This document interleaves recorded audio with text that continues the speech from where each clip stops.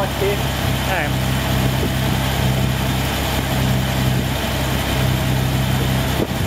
Picit. Hát a tudjából is lehet víz, meg a programot.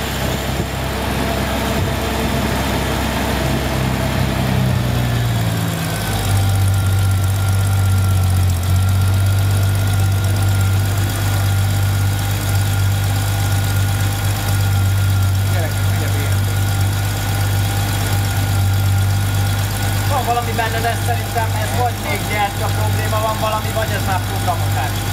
Hát még be sincs programot vagy.